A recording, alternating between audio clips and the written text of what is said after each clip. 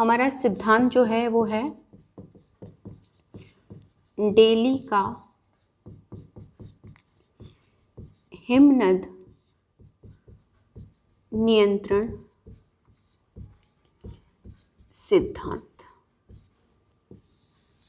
हमने इससे पहले डार्विन का पढ़ा था, मुरे का पढ़ा था। अगला हमारा जो है डेली का हिमनद नियंत्रण सिद्धांत है। और इन्होंने जो ये सिद्धांत दिया था, ये दिया था 1915 में। और इनका सिद्धांत था हवाई द्वीप के निरीक्षण के आधार पर इन्होंने अपना ये सिद्धांत दिया था। ठीक है, इनका मानना था जितनी भी प्रवालों का निर्माण हुआ है वो किसके बाद हुआ है? प्रवालों का निर्माण, इनका मानना था निर्माण जितने भी धरातल पे समुद्र तल पे प्रवाल हैं उनका निर्माण हुआ था प्लीस्टोसीन युग के बाद। ठीक है, और प्लीस्टोसीन कैसा युग है? हिमयुग। प्लीस्टोसीन को हिमयुग, जिस समय धरातल पे क्या हो गई थी? ठंड इतनी हो गई थी कि जितना भी पानी था वो किस में कन्वर्ट हो गया था? बर्फ में हो गया था। अब इस सिद्धांत को समझने के लिए एक सीधी सी बात इन्होंने कही थी। मान लीजिए ये क्या है? अपना स्थल, और ये आ गया हमारा सागर तल। ठीक है, इस सागर तल में के नीचे क्या है? जल भरा हुआ है। ये अब हम बात कर रहे हैं किस युग की? प्लीस्टोसीन युग की। तो ये पानी यहाँ तक था। अब क्या हो गई? धरातल पे एकदम से ठंड आ गई। ठंड आएगी तो ये पानी क्या होगा? ठंड के कारण जमेगा। जमने के कारण जो सतह यहाँ थी वो सतह कहाँ पहुँच जाएगी? यहाँ पहुँच जाएगी। इसका मतलब इतना नीचे 60 से 75 मीटर नीचे सतह पानी यहाँ तक। अब रेफ्रिजरेटर में मैंने आपको कहा आप बर्फ जमाओगे तो पानी जो फैला हुआ था वो सिकुड़ के छोटा सा, ऐसे इसकी सतह यहाँ से कहाँ चली गई? यहाँ से यहाँ आ गई। अब ये पहले जो अभी ये सतह मैं बात कर रही हूँ बाद की, जो प्लीस्टोसीन युग में आई, इससे पहले यहाँ पे चबूतरे भी होंगे, चबूतरा, ज्वालामुखी शंकु भी होंगे, पठार भी होंगे, गुयाट भी होंगे। ठीक है, मग्न ढाल भी होंगे। तो ये तो अभी क्या थे? पानी के अंदर थे। जैसे ही पानी का तल नीचे हुआ तो अब ये क्या हो जाएंगे? सारे हमें कहाँ दिखाई देने लगे? स्थल के ऊपर, क्योंकि पानी तो अब नीचे आ गया, पानी की सतह आ गई यहाँ। ठीक है, जो सतह यहाँ थी, यहाँ से वो सतह कहाँ आ गई? इस जगह पे आ गई। फर्स्ट यहाँ थी, हिमयुग में क्या हो गई? वो यहाँ आ गई। यहाँ आने से इनके ऊपर जो मूंगा विकास कर रहा था वो क्या हो गया? मर जाएगा, क्योंकि पानी ही नहीं रहा और पानी बिल्कुल नीचे, और ठंड इतनी, और मूंगे के लिए क्या चाहिए? गर्मी चाहिए। तो जो ठंड का जल में जो ठंड का प्रभाव होता है ऊपरी सतह पे होता है, नीचे की सतह पे जल का तापमान सामान्य रहता है। तो अब जिनको बचना था मूंगे को, वो भाग के कहाँ जाएंगे? यहाँ नीचे आएंगे। भाई उनको जीवन चाहिए ना, इस तल के पास आएंगे, और इस तल से नीचे नीचे क्या करेंगे? वो विकास, इस पे भी नहीं, नीचे करेंगे, क्योंकि बाद में डेवलप होके वो कहाँ आएंगे? ऊपर ही तो आएंगे। तो उनको बचना है तो कहाँ जाना पड़ेगा? समुद्र में। अब ये जो चबूतरा है,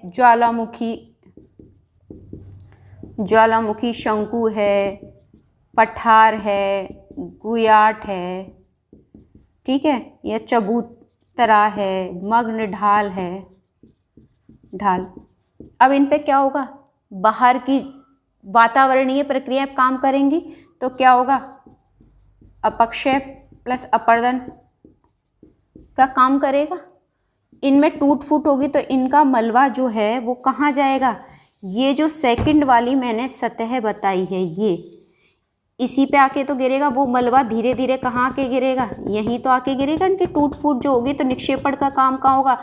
अब सागर तल पहुँच गया यहाँ। जो सागर तल पहले यहाँ था, मैं डॉट डॉट में बता रही हूँ, पहला सागर तल यहाँ था, जमाव के कारण वो कहाँ आ गया? यहाँ आ गया। अब मलबा गिर गिर के यहीं तो गिरेगा। ठीक है, तो जब मलबा यहाँ गिर के आएगा तो क्या बन जाएगी? वेदिकाएं बन जाएंगी। किसे कहेंगे? सागरीय वेदिकाएं। ठीक है, अब जब ये वेदिकाएं बच जाएंगी तो जो बचे हुए मूंगे थे, जो कि अपने बचाव के लिए जो नीचे ही थे, ऊपर वाले तो मर गए क्योंकि इतनी तेज ठंड में बची नहीं, जो नीचे बचे रह गए थे अब उनको सर्वाइव करने के लिए सतह मिल गई। अब वो इन वेदिकाओं के ऊपर ही क्या करेंगे, अपना निर्माण का काम शुरू करेंगे और वो निर्माण करते करते धीरे धीरे वो धीरे धीरे धीरे क्या होंगे, ऊपर आएंगे। जब तक ये ऊपर आते मौसम बदल गया। प्लीस्टोसिन के बाद क्या हो गई, गर्मी आ गई।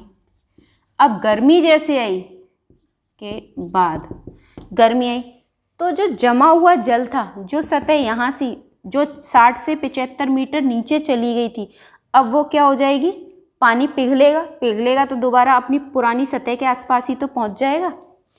ठीक है, अब जो मूंगे यहाँ थे तब तक तो डेवलप करके यहाँ आ गए थे, अब उनको बचना है तो इतनी गहराई में तो सूर्य का प्रकाश अब पहुँच नहीं सकता, तो ना तेजी से जो ऊपर होंगे वो बच जाएंगे, जो ज़्यादा गहराई में होंगे वो मर भी सकते हैं, लेकिन कई बार सर्वाइव कर जाते हैं। वो डिपेंड करता है कंडीशंस पे कि उनके अकॉर्डिंग अगर वहाँ कंडीशन होगी तो वो सर्वाइव। मैंने कहा था ना 1000 मीटर की गहराई पे भी प्रमाण मिले हैं इसके।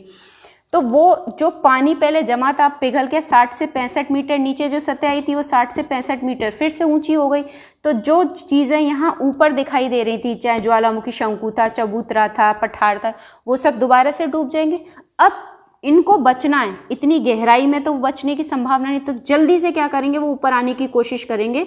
उनको ये नींव भरी तो मिल गई, अब वो अपना निर्माण कहाँ शुरू कर देंगे, इनके ऊपर, ताकि वो बच जाएं, क्योंकि ज़्यादा गहराई में सूर्य का प्रकाश नहीं मिल पाएगा और प्रकाश संश्लेषण की प्रक्रिया में भी काम नहीं हो पाएगा। तो अब वो काम कहाँ से शुरू करेंगे, यहाँ से। तो देखिए कोई परिवर्तन नहीं, सिर्फ परिवर्तन किस में हुआ है, सागर की तल में। प्लीस्टोसिन युग में वो 60 से 65 मीटर नीचे चला गया, तो जो बचे हुए थे उन्होंने नीचे से काम शुरू किया, और जो हिस्सा नीचे डूबा हुआ था वो अपरदित होकर निक्षेपित हुआ, उन्हीं के ऊपर उन्होंने निर्माण। और जब सागर का तल दोबारा बढ़ गया तो उन्होंने फटाफट से ऊपर आके जहां वो ऊंचे क्षेत्र से अपने बचाव के लिए उन्होंने निर्माण शुरू कर दिया। तो सबसे पहले जो तट के पास होंगे तटीय प्रवाल भित्ति, वो जो बीच में होंगे वो अवरोधक, और तीनों मिल जाएंगे तो कौन सी बन जाएगी, हमारी एटॉल। वही प्रक्रिया है जो अभी तक मैंने डार्विन के सिद्धांत में बताई थी मरेके में, पहले तटीय, फिर अवरोधक और फिर वलयाकार। पहले तो तटीय बनेगी, फिर कौन सी बनेगी, हमारी अवरोधक, और तीसरी हमारी क्या बन जाएगी, ये एटॉल। ये तीनों प्रकार की आकृति है। तो इसमें उन्होंने सीधी सीधी प्लीस्टोसिन हिमयुग पे ध्यान दिया, किस पे, सागर की तल पे ध्यान दिया, 60 से 75 मीटर नीचे जाना और उसका दोबारा ऊपर आना। इस आने जाने के दौरान में जो जीव बच गए उन्होंने विकास किया, जो मर गए उनके अस्थि पंजरों के ऊपर दूसरे जीवों ने उसके ऊपर, जैसे मूंगा जो जीव है उसने अपना विकास की प्रक्रिया कार्य करी। तो ये थी इनकी डेली की। अब इनके देखिए हर सिद्धांत के पक्ष और विपक्ष में 2 मत होते हैं, तो इनके पक्ष में भी इन्होंने कई बातें बताई थी कि कैसे सिद्धांत हमारा सही हो सकता है। तो इनके सिद्धांत की अगर बात करें हम,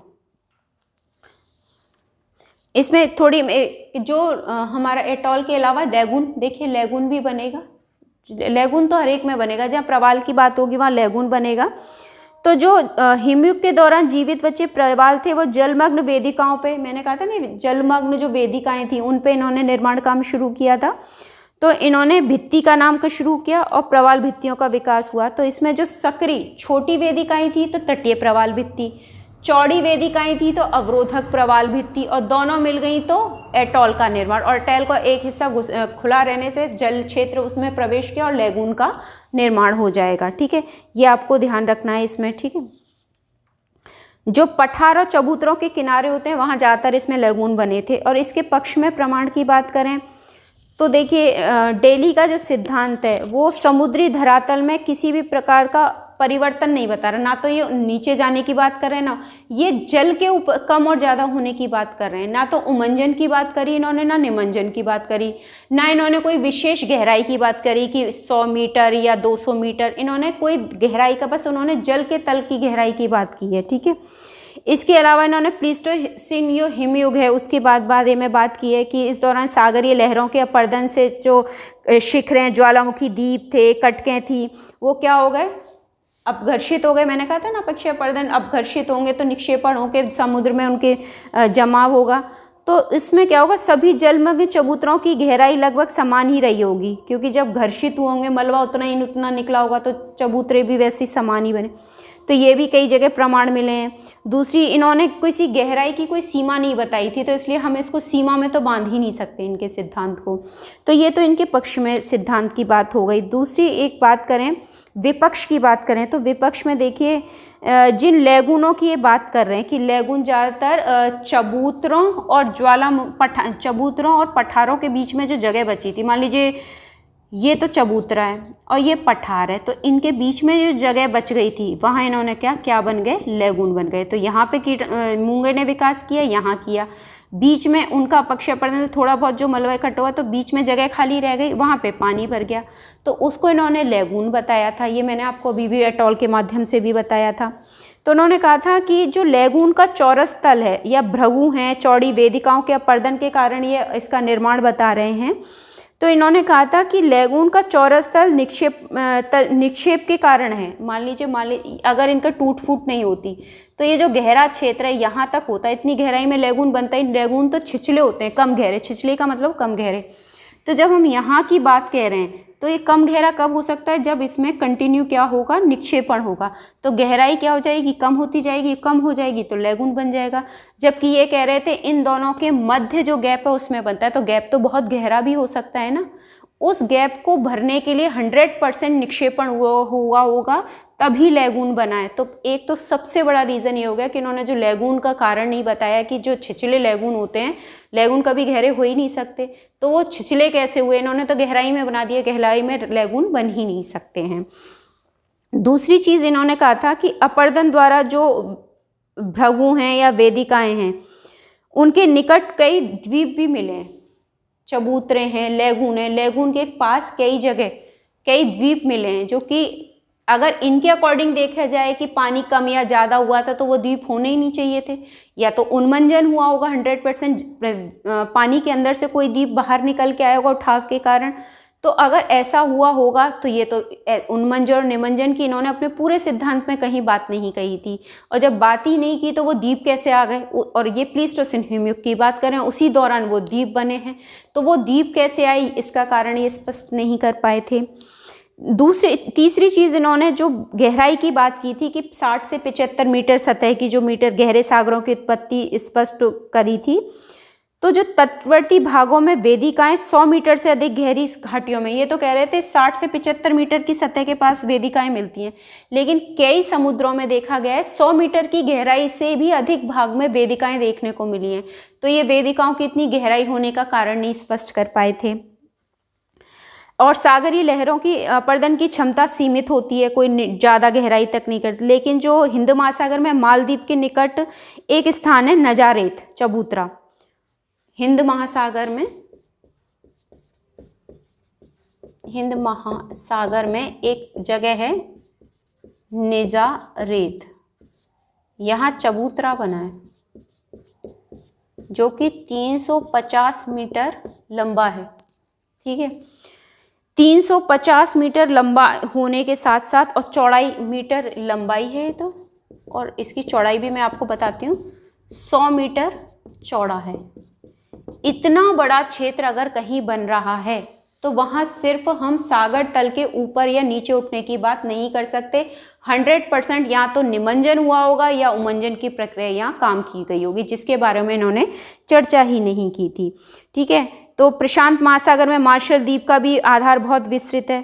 तो ये इन्होंने बताया नहीं कि अगर ये कह रहे थे सागरीय लहरों के कारण भी अगर अपर्दन अपक्ष हुआ था तो इस चबूतरे पे कोई प्रभाव क्यों नहीं पड़ा, ये नहीं बता पाए थे, जो खोजों के दौरान बताया गया था। एक इसमें ये भी इनका विवाद का स्वरूप रहा था कि इन्होंने कहा था कि प्रवाल भित्तियों की खुदाई 100 मीटर की गहराई तक मृत प्रवाल उपस्थित मिले हैं, और जबकि ये कहाँ बता रहे हैं 60 से 75 मीटर की गहराई पे उन्होंने काम कर शुरू कर दिया था। तो कुल मिला के इनके सिद्धांत पे इन्होंने सिर्फ जो प्लीस्टोसिन हिमयुग की बात करी, सागर तल के ऊपर नीचे की जाने की बात करी, इसके अलावा इन्होंने ना तो ये बताया कि उन्मंजन कहीं हुआ कि नहीं हुआ, निमंजन कहीं हुआ कि नहीं हुआ, गहराई का निश्चित मापन नहीं बताया इन्होंने, या प्लीस्टोसिन युग के दौरान जब गर्मी आई होगी बाद का जो युग था उस युग के बारे में इन्होंने कोई प्रमाण नहीं दिए। तो इस कारण इनके सिद्धांत का आलोचना का शिकार होना पड़ा था। लेकिन इनका सिद्धांत आपको ध्यान रखना है है सागर तल में परिवर्तन से कि प्लीस्टोसिन युग में सागर का तल 60 से 75 मीटर नीचे आ गया। दोबारा प्लीस्टोसिन युग में जैसे ही गए गर्मी आया, बर्फ पिघली, मेल्ट हुई, मेल्ट होके जो सागर तल नीचे चला गया था दोबारा ऊपर आया। जो बचे हुए जीव थे अपने बचाव सुरक्षा रखने के लिए तुरंत वो ऊपर आके उन्होंने जीवन कार्य कॉलोनी बनाना शुरू कर दिया। तो ये था हमारा किसका सिद्धांत, डेली का हिमनद नियंत्रण सिद्धांत।